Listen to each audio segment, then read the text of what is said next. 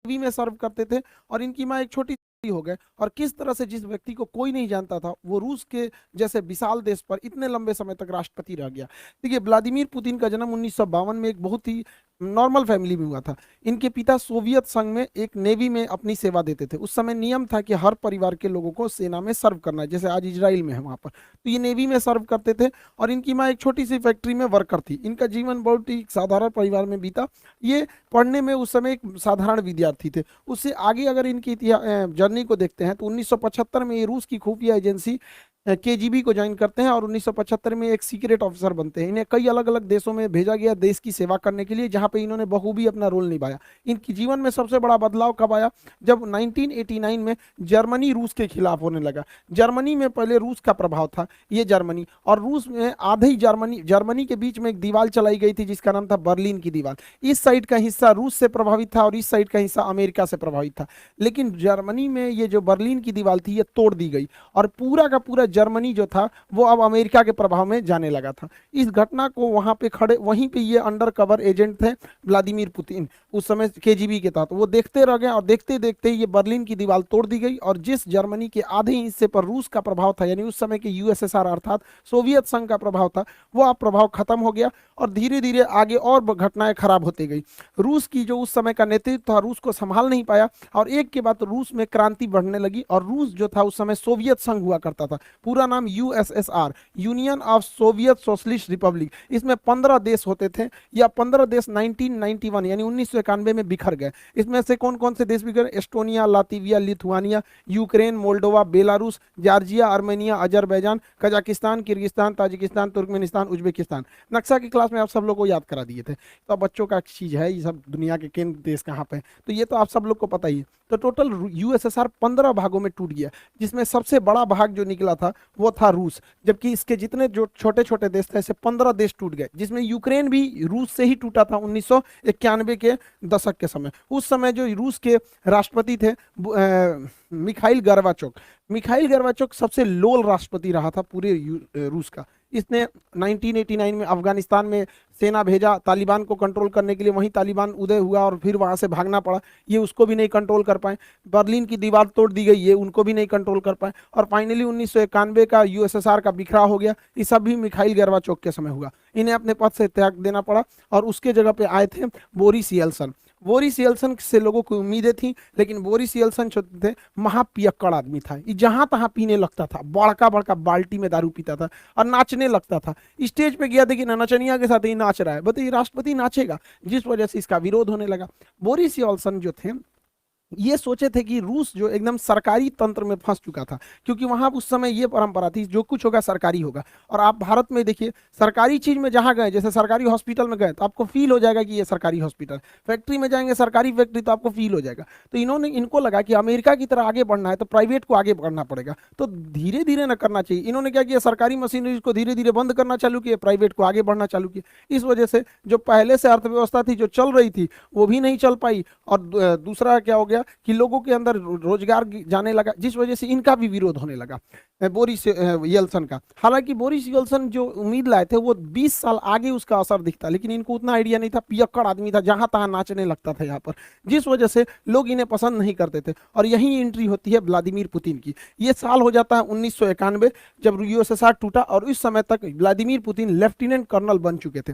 इस समय इनकी जो मुलाकात होती है वो रूस का सबसे बड़ा जो शहर है सेंट पीटर्सबर्ग के मेयर थे एंटोली सोबचक से मुलाकात होती है व्लादिमीर पुतिन की। और ये क्या करते हैं, सोबचक व्लादिमीर पुतिन को सेंट पीटर्सबर्ग का डिप्टी मेयर बना देते हैं। और यहीं से कहानी शुरू होती है व्लादिमीर पुतिन की। जैसे ये डिप्टी मेयर बनता है, इसने वहां के जितने करप्शन थे उस सबको खत्म करने लगता है, व्यवस्थाओं में सुधार लाने लगता है। यह परिवर्तन सड़कों पर दिखने लगती है और सेंट पीटर्सबर्ग जो कि पूरी तरह से रूस का सबसे बड़ा शहर था, वहां से एक नाम उभर के आता है कि एक नाम व्लादिमीर पुतिन, जिसने सबको सुधार दिया, जिससे कि लोग वहां के प्रभावित होते हैं। लेकिन एक शहर पे कितना काम कर दीजिएगा, नेशनल लेवल तक उतना नहीं पहुंच पाता, उन भी 1991 के समय जब मीडिया उतना ज्यादा नहीं था। लेकिन इसकी नजर जब व्लादिमीर पुतिन की इन कामों की देखते हुए एक बहुत ही उस समय के पावरफुल एडवाइजर हुआ करते थे, राष्ट्रपति के सलाहकार होते थे उस समय, उनका नाम था वेलेंटीना यामासोव। ये वैलेंटीना यामासो जो थे, इनकी एक विशेषता थी कि ये उस समय के जो राष्ट्रपति थे बोरिस येल्सन, उनके ये दामाद थे। तो जिस वजह से आप समझ सकते हैं कि राष्ट्रपति का ही दामाद है तो कितना पहुंच होगा। तो ये जो थे वैलेंटीना यामासोव, तो वैलेंटीना यामासो जो थे, इन्होंने पुतिन को बुलाया और उन्होंने क्या किया कि एडवाइजर रख दिया किसका, बोरिस येल्सन का। इस तरह से पुतिन और बोरिस येल्सन की दोस्ती हो गई। ये एक सलाहकार के तौर पर इनके पास आया और बोरिस येल्सन इन पे बहुत भरोसा करते थे और राष्ट्रपति बोरिस येल्सन पुतिन को हमेशा साथ रखते थे। और धीरे धीरे ये नेशनल लेवल तक ये चेहरा उभरते गया कि करप्शन को खत्म करना, कभी बोल्ड स्टेप्स लेना। इस वजह से पुतिन का कद धीरे धीरे बढ़ता गया। बड़ी बड़ी जिम्मेदारियां बोरिस येल्सन पुतिन को देने लगे। जनता में पुतिन लोकप्रिय होने लगा और इसी दौरान बोरिस येल्सन अपने शराबीपन की वजह से, जहां तहां नाच देने की वजह से अपनी गरिमा को खोते जा रहे थे, जिसे भरपाई करने के लिए 1999 में 1900 इधर भारत में कारगिल की लड़ाई चल रही थी और उस समय 1999 में रूस का प्रधानमंत्री बनाया गया व्लादिमीर पुतिन को। वहां पे प्रधानमंत्री को ज्यादा पावर नहीं है, वहां सारा पावर राष्ट्रपति को, और राष्ट्रपति थे बोरिस येल्सन। तो यहां से एक नेशनल लेवल तक पहचान बन गई पुतिन की। लेकिन पुतिन बहुत ही महत्वाकांक्षी था। वह सोचता था कि हम आगे प्रधानमंत्री से राष्ट्रपति कैसे बनेंगे, क्योंकि वहां सारा पावर राष्ट्रपति के पास था। इसने दिमाग लगाया। रूस का जो ये वाला एरिया है, नीचे का एरिया, रूस इतनी तो पूरा बड़ा है, मॉस्को से नीचे का ये एरिया है, इसका नाम है चेचन्या। ये चेचन्या जो था ये रूस से टूटना चाहता था, क्योंकि 1991 में 15 देश टूटे थे, तो चेचन्या कहता था हम भी टूटना चाहते हैं। तो रूस ने ये व्लादिमीर पुतिन, चूंकि ये खुफिया एजेंट था, इसने दिमाग लगाया। उसने कहा कि एक काम करते हैं, इन्हीं को फंसा देते हैं। इसने मॉस्को में बम ब्लास्ट कराना चालू किया। ध्यान से समझिएगा, यह बम ब्लास्ट खुद पुतिन करा रहा था, जो खुद उस देश का प्रधानमंत्री, और इल्जाम लगा दिया किस पर, चेचन्या पे, कि चेचन्या के लोगों ने ब्लास्ट कराया है। और ये अगस्त से सितंबर 1999 तक धड़ाधड़ रूस में जहां तहां बम फूट रहे थे। इधर भारत में 1999 में कारगिल हो रहा था, अटल बिहारी वाजपेयी थे।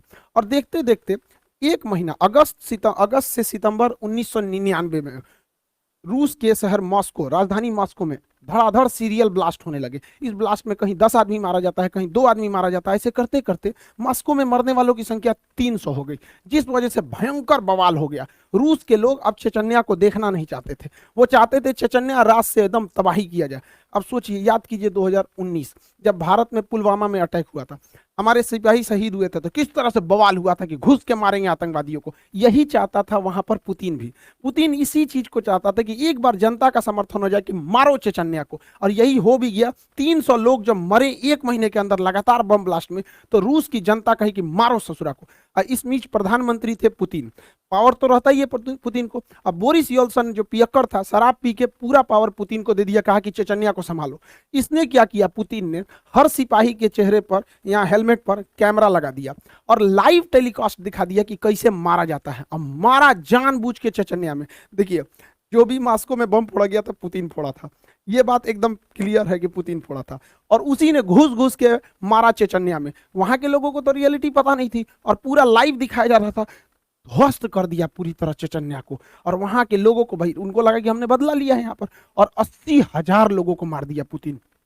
सोचिए कितना खतरनाक है ये पुतिन। 80,000 चेचन्या के लोगों को मार दिया, खुद ब्लास्ट कराया मॉस्को में, इल्जाम लगाया चेचन्या पे, और घूस के मारा 80,000 लोगों का, पूरा टीवी पे लाइव टेलीकास्ट दिखाया। इससे क्या हुआ कि पूरी दुनिया, पूरे रूस के लोगों ने देखा कि जो उनके घर में 300 को मारा है, पुतिन ने घुस के 80,000 को मारा है। ऐसा नेता होना चाहिए यहाँ पर। पुतिन की रेटिंग एकदम हीरो की हो गई। तो 1999 में जो पुतिन प्रधानमंत्री था, वो राष्ट्रपति से भी ज्यादा फेमस होने लगा, और बोरिस येल्सन पे भ्रष्टाचार के आरोप लगने लगे। और इसी बीच सन 2000 में पहली बार राष्ट्रपति चुनाव जीत गया पुतिन। पुतिन का सपना पूरा हो गया। रूस जैसे बड़े देश की पूरी सत्ता अब पुतिन के हाथ में थी। पुतिन सन 2000 में चुनाव जीते, और 2000 में जब चुनाव जीते तो रूस के संविधान के हिसाब से कोई भी व्यक्ति लगातार 2 बार तक प्रधान राष्ट्रपति ही बन सकता है, 2 बार से ज्यादा लगातार नहीं बन सकता है। तो पहला शर्त ये था रूस के संविधान का। रूस के संविधान का दूसरा शर्त ये कहता था कि कोई भी व्यक्ति प्रधानमंत्री, राष्ट्रपति का जो कार्यकाल रहेगा वो 4 साल का रहेगा। जैसे भारत में 5 साल का है, लेकिन रूस में 4 साल का है। अमेरिका में भी 4 साल का ही होता है, वहां का भी राष्ट्रपति का 4 साल होता है। तो पुतिन राष्ट्रपति बने सन 2000 से 2004 के लिए। इस दौरान इनको पता था कि हमारा जो पहला टेन्योर है वो 4 साल का है, इसमें अच्छा काम करना है। तो इन्होंने क्या किया, सन 2000 से 2004 के बीच में अपने मन मुताबिक अधिकारियों की नियुक्ति किया। अब चूंकि ये खुफिया एजेंट थे इसलिए इनको हर जानकारी थी, और पूरी तरह से अपने मन मुताबिक पूरे मंत्रिमंडल को बैठाया और क्रेमलिन पर अपना दबदबा मजबूत किया। जैसे भारत में संसद होता है, अमेरिका में व्हाइट हाउस होता है, उसी तरह रूस में क्रेमलिन होता है, यहीं पे राष्ट्रपति रहते हैं, और पूरा दबदबा बनाया अधिकारियों के बीच में, और जबरदस्त काम किया अपने पहले टेन्योर में। रूस की जो जीडीपी थी वो 93% की रफ्तार से बढ़ी थी। लोगों को लगता था कि भगवान मिल गया पुतिन को, लेकिन पुतिन बहुत महत्वाकांक्षी था। उन्होंने अपना पहला कार्यकाल पूरा किया सन 2000 से राष्ट्रपति के रूप में, सन 2000 से 2004 के बीच में। एक टेन्योर हो गया, 4 साल का ही होता है। दूसरा टेन्योर उन्होंने पूरा किया 2004 से 2008 के बीच में। अब यहाँ तो हो गया रूस के शर्त के हिसाब से आप 2 बार से ज्यादा नहीं रह सकते राष्ट्रपति। इसके बाद ये क्या किया कि प्रधानमंत्री का चुनाव लड़ लिया। देखिए 2 बार तो राष्ट्रपति रहे, और उसके बाद 2008 से 2012 तक ये प्रधानमंत्री बन गए, प्राइम मिनिस्टर। और क्या प्राइम मिनिस्टर बनने के बाद अपने एक चमचा को राष्ट्रपति का चुनाव जितवा दिए, जिसका नाम था देमेत्री मेहदेव। देमेत्री मेहदेव ये कहने के लिए 2008 से 2012 के बीच में राष्ट्रपति थे, ये कहने के लिए राष्ट्रपति थे, और उसी दौरान ये क्या थे, प्रधानमंत्री। ये इतना शातिर इंसान है कि संविधान में संशोधन कर दिया और कहा कि इस दौरान राष्ट्रपति की शक्तियां प्रधानमंत्री के पास आ जाएंगी। तो ये काम के राष्ट्रपति रह गए, और ये पूरी की पूरी शक्ति का प्रयोग 2008 से 2012 के बीच में व्लादिमीर पुतिन ने किया। अब यहीं से रूस के संविधान का वह प्रावधान भी प्रभाव से हट जाता है, क्योंकि रूस का संविधान बस यही कहता है कि कोई भी व्यक्ति 2 लगातार टर्म्स को नहीं रह सकता है।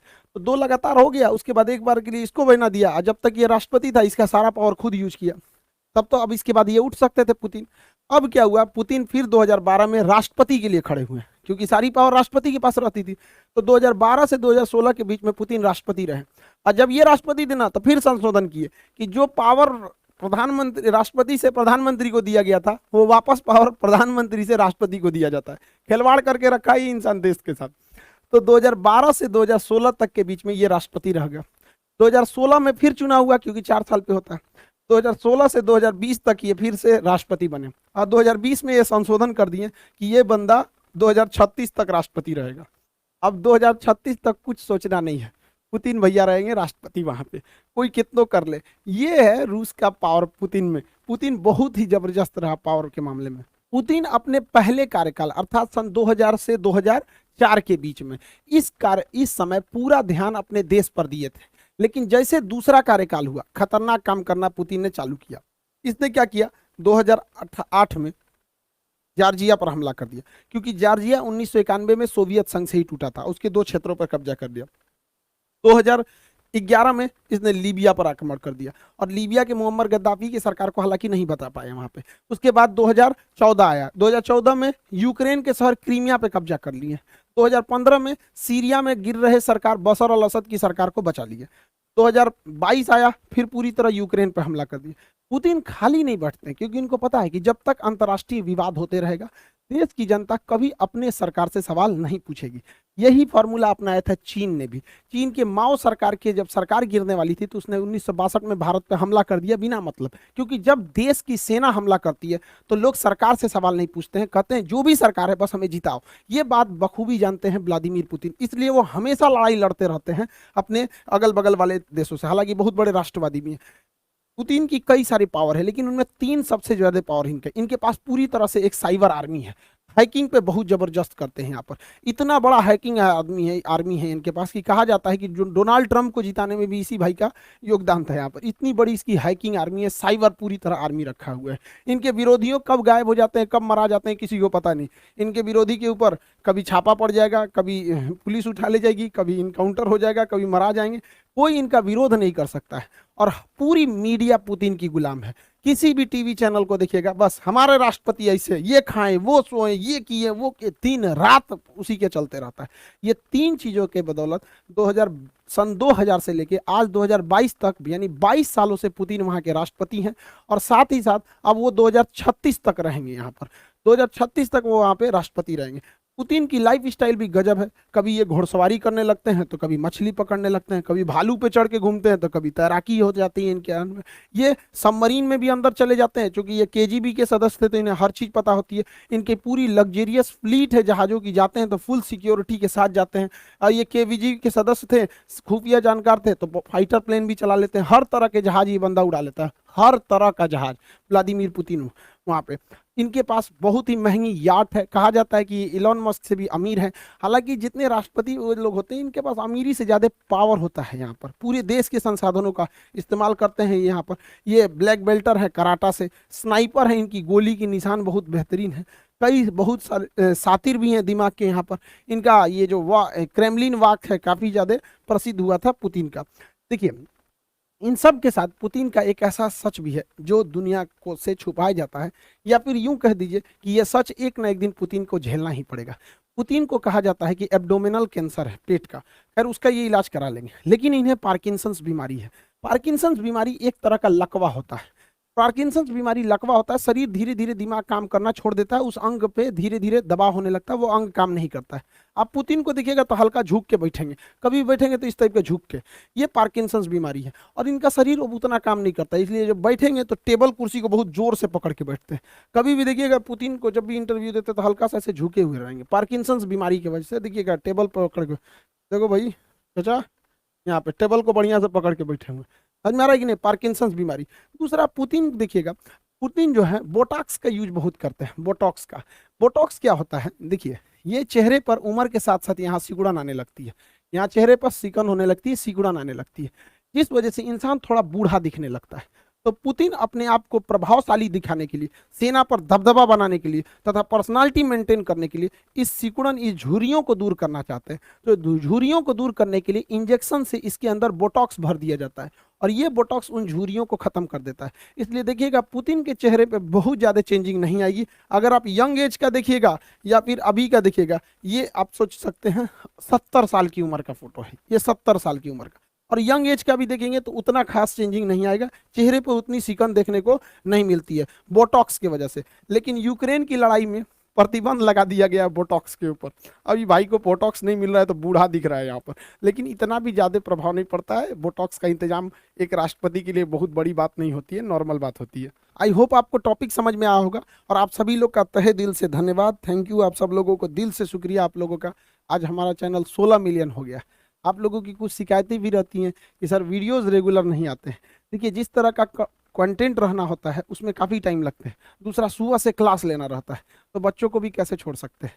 तो वही मेरे लिए समस्या ये हो गया है कि बचपन से लेके 55 तक के लोगों की उम्मीदें रहती हैं, तो सबको मेंटेन करना थोड़ा मुश्किल हो पाता है। लेकिन फिर भी अब हम कोशिश करते हैं कि अब आपके लिए वीडियोस रेगुलर ला सकें यहाँ पर। आप सभी लोग का फिर से बहुत बहुत धन्यवाद, जो आप लोगों ने चैनल को 16 मिलियन पहुंचा दिया। अभी हम लोग फिर देखेंगे यूएसएसआर कैसे बना, यूएसएसआर कैसे टूटा। और रही बात क्लासेस की, तो क्लासेस कंटिन्यू रहेंगे, हिस्ट्री ऑन गोइंग चल रहा है, एनडीए वाला भी बैच ऑन गोइंग है। यहाँ पर जितने भी बैचेज हैं उसमें रिकॉर्डेड भी अवेलेबल है। आप सब लोग बैचेज से जुड़े रहिएगा, मन लगा के पढ़ाई कीजिए, माँ बाप के सपना को पूरा कीजिए।